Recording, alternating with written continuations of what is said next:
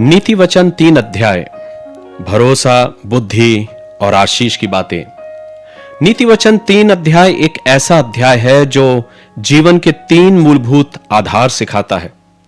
परमेश्वर पर भरोसा, बुद्धि का मूल्य और आज्ञाकारिता का फल। यह अध्याय केवल नैतिक शिक्षा ही नहीं देता, बल्कि यह परमेश्वर के साथ एक गहरे संबंध की ओर बुलाता है, जिसमें हमारा हर कदम उसकी अगुवाई में होता है।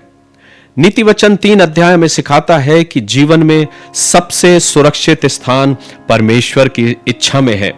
जब हम उसकी आज्ञाओं को मानते हैं, उसकी बुद्धि पर चलते हैं और उसके अनुशासन को स्वीकार करते हैं, तो हमारा जीवन स्थिर, फलदायी और आशीष में हो जाता है। इसलिए आइए हम नीति वचन 3 अध्याय की ओर अपने मनन को रखें। हे मेरे पुत्र, मेरी शिक्षा को ना भूलना, अपने हृदय में मेरी आज्ञाओं को रखे रहना, क्योंकि ऐसा करने से तेरी आयु बढ़ेगी और तू अधिक कुशल से रहेगा।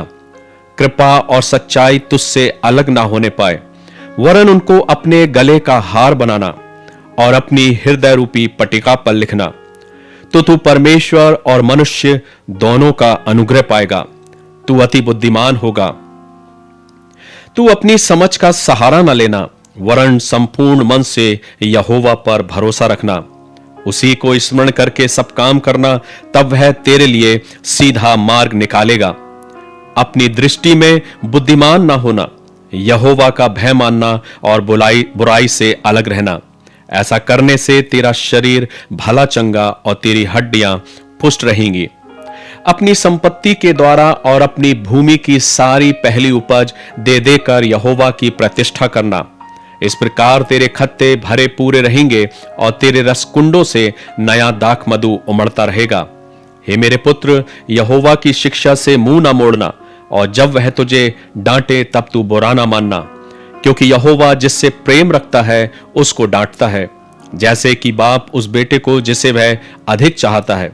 क्या ही धन्य है वह मनुष्य जो बुद्धि पाए और वह मनुष्य जो समझ प्राप्त करे, क्योंकि बुद्धि की प्राप्ति चांदी की प्राप्ति से बड़ी और उसका लाभ चोखे सोने के लाभ से भी उत्तम है। वह मूंगों से अधिक अनमोल है, और जितनी वस्तुओं की तू लालसा करता है, उनमें से कोई भी उसके तुल्य न ठहरेगी।